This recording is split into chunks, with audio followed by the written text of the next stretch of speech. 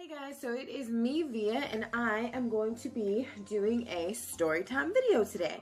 Now, obviously, I'm doing a storytime video today because something happened to me, but I'm going to start this video off by just giving you a little background on when I'm out and about. So let's say if I'm out somewhere, like if I'm at a bar or even at a grocery store, like men don't usually approach me. Now, I don't know why. I don't know if it's because I don't look very approachable. I don't know if it's because I'm plus size. I don't know what the reason is, but most men do not approach me in public. Now, the men who do, are always of a certain age. They're always about 50 something or a little older, and the reason why I think that is, in my mind, my little Via theory about older men wanting to date plus size women, is that when they were younger, they used to care about what other people thought, and they used to look at these magazines, and they used to go after the same type of girl that every guy went after when they were younger, which is a tiny waist and a big butt, and then maybe they even caught a few of those women and they even dated some, and they just realized that that's not really where it's at, or they just realized there's too much competition for that type of woman. So once they get a little older and they get more secure, more confident within themselves, and they don't care what their friends Willie Earl or Robert has to think about their woman, they decide to go out on their own and kind of just look for a woman that they feel like is beautiful on the inside and out. So I think when they get a little older, they realize like, hey, I didn't even realize this whole other group of women, because when I was too young, I was too shallow to give them a try. So now that they're older and they're more confident in themselves, they have no problem going up to plus size women and trying to really start something and see where things go. So not knocking older men by any means, but a man who is, old enough to be my daddy isn't really for me. So, I appreciate when older men come up to me, but it's not really what I'm looking for. And it is what it is. So one particular night recently, me and my coworkers had just got off of work, and we had a little time left before last call. So we said, hey, let's go to a bar, maybe have a couple of drinks, try to forget about our work day. And so we go to this bar, we're all having fun, we're drinking, we're talking, and then all of a sudden this guy kind of inserts himself into the group. He comes up and he tries to talk to me. And when I say tries to talk to me, I just mean like legit regular conversation. He's just like, hi, how are you doing? And for me, my guard is not up at all, because I'm thinking he's just at a bar just trying to make some conversation. I don't think he's interested in me. I don't think he thinks I'm attractive. It's just, this is a person saying hello. So I said, hey, what's up? And, he was just kind of talking about, what he had did that day. He was asking me what I had did that day. I told him I just got off of work. And he was like, cool. And he was like, if you don't mind me asking, like, what are you? And I was like, what? And he was like your ethnicity, what are you? And I was like, I'm half black, half Samoan. And when I tell you, this fool almost dropped his drink on the floor. Like, he was so shocked and taken aback. And I was just like, you all right? And he was just like, bruh, I'm half black, half Samoan. And he was just like, I have never in my entire life met anybody who was half black, half Samoan.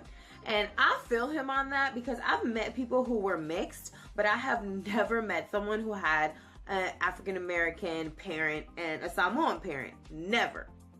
So we're vibing on that, and we're like, oh my gosh, that is so crazy. And so he was just like, okay, so which one of your parents are Samoan? I said, my mom. He said, okay, cool. Where is she from? So Samoa is broken up into American Samoa and Western Samoa, and my mom happens to be from American Samoa. So I'm talking about where my mom's from, and he was just like, my family is from American Samoa. And I'm just like, oh, are you serious? And he was like, what's her last name? Like her maiden last name. So I tell him the name, and he was like, I literally know people with that last name. And I was just like, whoa, because I've never met anybody with that last name other than my mom's family. So at this point, it's getting really weird. Like, it's just coincidence after coincidence. And then he was just like, you know what? Like, where's your dad from? And I said, my dad's from Mississippi. And he was just like, my mom is from Mississippi. And I'm like, okay, now you just kind of lying. And he was just like, no, I'm not. And he said where his mom was from. And my dad is actually from a town not too far from that. So I was just like, bro, like, if we're related on both sides of our family, that would be insane. And so he was just like, man, like, this is crazy. So we're chopping it up. We're talking about that. And he was just like, hey, can I get your number? Like, can we, you know, kind of see where this goes? Because we might be family. Now, I know that might sound kind of weird, but in the Samoan community, it really ain't. Like, if you know my mom, it don't matter where she is. She could be at a grocery store. She could be at a flea market. She could be at a car wash.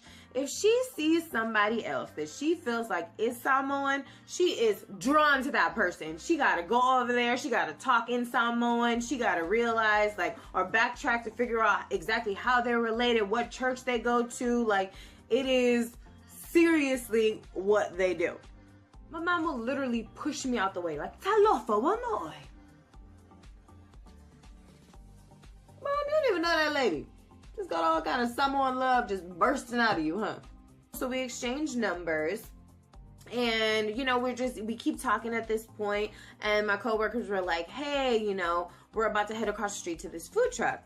Now, at this point, I've kind of been talking to him for about 20 minutes. So my coworkers are probably just like, hey, you know, drink time's over. We're going to get some food. So I'm like, okay, cool. I'll meet you right over there. I'm just going to say goodbye. I said, okay, cool. They all go across the street, go to the food truck. And, you know, we're just still talking a little bit. And I was just like, you know, it was so great to meet you. I can't wait to see if this turns into anything, to see if we're actually related. And he was just like, yeah, like, this is so crazy. And then he was just like, because you're just like, you're really beautiful. And I was like, thanks. And he was just like, no, like, you really are. And at this point, it got awkward. So I was like, thank you. Cause, you know, so I was like, well, I'm about to head over to go meet my coworkers. So, and then he leaned in to give me a hug. And I'm like, oh, cool, family hugs, you know. So we lean in to give a hug. And all of a sudden, this fool was like, and I'm like, bro, we cousins. Like, how do you completely forget the one and only conversation we have ever had together that we're related? Like, how do you forget this whole thing? Like, it was just mind-blowing to me. So obviously I didn't kiss him, and I was just kind of like, okay, well, you know, have a good night. And he kind of got mad. He was like, oh, it's like that? Yeah, it's like that. Went across the street to the food truck, and literally all my coworkers were asking me what the heck we were talking about. I explained it to them, and they were busting up laughing at my expense. And I was like, that was just the craziest night. So I figured I would come on here and have my first ever story time moment, because it was a very interesting, slightly embarrassing moment, but it was one for the books. Thank you guys for watching. I hope you guys have a great rest of your day or night. Bye, guys.